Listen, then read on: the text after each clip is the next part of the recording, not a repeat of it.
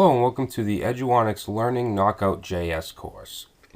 In this course we're going to be focusing on the KnockoutJS JavaScript library through slides, examples, and projects. There'll be 6 chapters in total. Each chapter has 3 to 6 sections, and each section will include a video and any documents, work files, and quizzes that belong to that section.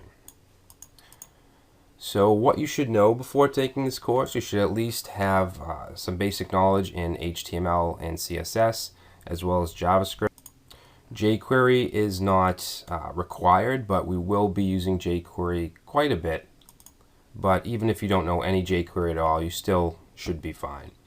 And some basic programming logic, so things like if statements, variables, arrays, things like that. It's definitely a plus if you can understand all of that. Alright, with that said, even if you don't know any JavaScript, you could still take the course and you could still learn a lot, including JavaScript. But I would say at the very least you need to know at least some HTML.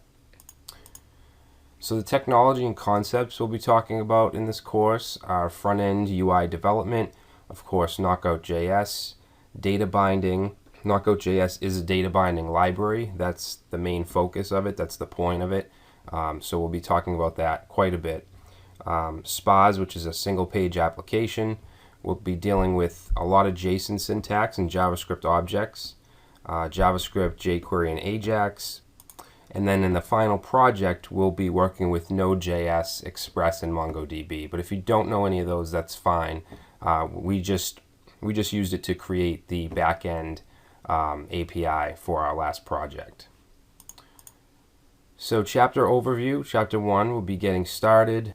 So basically just an introduction to Knockout. We'll also have a JavaScript refresher where we'll talk about just basic JavaScript.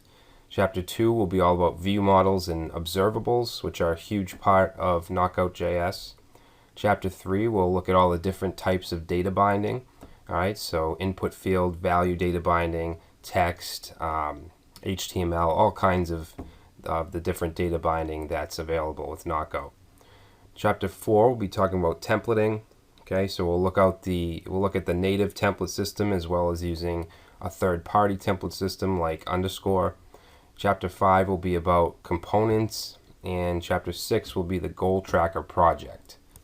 So with the project we'll be building the back end, and we'll also be working with a MongoDB database, and we'll be using AJAX calls to interact with it. Okay, so that's the summary of the course. Hopefully you'll enjoy it and learn a lot from it. So let's get into our first chapter.